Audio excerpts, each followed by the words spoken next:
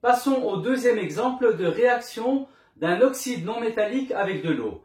On nous donne les réactifs SO3 plus H2O et on nous demande ce que cela va nous donner comme produit. Alors la première étape de l'exercice, c'est d'écrire en dessous de mon équation la formule générale de la réaction d'un oxyde non métallique avec de l'eau. Alors je note. Donc un oxyde non métallique, c'est XO plus H2O. Eh bien, XO plus H2O nous donnera toujours un acide ternaire. Donc, nous donnera toujours un HXO. Très bien. Ça, c'est notre première étape. Ensuite, la deuxième étape de l'exercice, c'est de noter au-dessus de ma formule générale d'un acide ternaire, de quel acide ternaire s'agit-il? Eh bien, ici, nous voyons que nous avons HXO. Eh bien là, je vais commencer par le H, donc je note au-dessus H. Ensuite, le X, je dois vérifier ici de quel X s'agit-il, et nous voyons que c'est du soufre.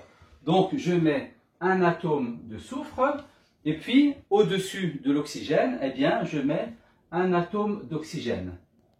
Parfait. Donc, ça me donne du HSO.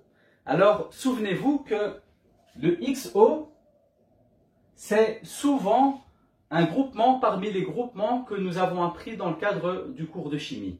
Alors, quels sont les groupements que l'on connaît avec du S et du O? Eh bien, il y en a deux. Soit le sulfite, soit le sulfate. Comment déterminer si j'ai du sulfite ou du sulfate? Eh bien, pour ce faire, ce n'est pas très compliqué. Je vais séparer dans un premier temps les produits des réactifs et ensuite je vais compter le nombre d'oxygène que j'ai au niveau des réactifs. Là, je vois que j'ai 3 oxygènes et ici, je vois que j'ai 1 oxygène. Donc, j'ai un total de 4 oxygènes. Eh bien là, j'ai un nombre pair pour mes oxygènes, puisque c'est 4.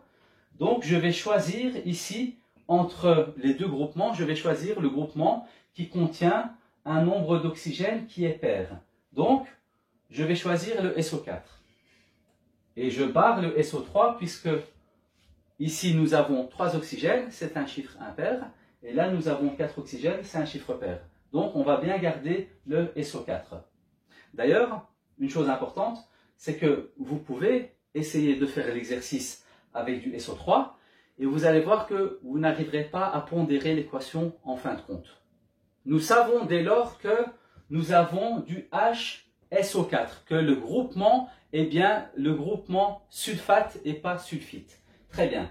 Donc, à partir de là maintenant, la prochaine étape, c'est de vérifier les indices de H et de SO4 en faisant la méthode du chiasme. Donc, j'ai mon atome d'hydrogène, en dessous duquel je note la valence de l'hydrogène, donc 1, et en dessous du sulfate, je note sa valence qui est valence 2. Alors, je croise les valences qui deviendront des indices en chiffres arabes et j'obtiens du H2SO4-1. Donc, autrement dit, du H2SO4. Et là, donc, je corrige ma formule moléculaire et là, je suis sûr que j'obtiens du H2SO4. Nous allons maintenant passer à la dernière étape de l'exercice en pondérant notre équation. Alors, je vais d'abord faire dans un premier temps un état des lieux. Je vais séparer les réactifs des produits et compter le nombre d'atomes de chaque sorte qu'il y a dans mes formules moléculaires. Donc, le soufre, j'en ai 1. L'oxygène, j'en ai 3. L'hydrogène, j'en ai 2. L'oxygène, ici, j'en ai 1. L'hydrogène, ici au niveau des produits, j'en ai 2. Du soufre, j'en ai 1. Et de l'oxygène, j'en ai 4. Eh bien, je vais d'abord commencer par pondérer les soufres. Je vois que j'ai un atome de soufre ici, un atome de soufre de l'autre côté. Ensuite, je vais faire les hydrogènes. J'ai 2 atomes d'hydrogène au niveau des réactifs. J'en ai 2 au niveau des produits, donc ça c'est pondéré. Et pour les oxygènes, eh bien j'en ai 3 plus 1, ça fait 4. Et de l'autre côté, j'en ai aussi 4. Autrement dit, mon équation est déjà pondérée. Donc je vais lire cette équation en français.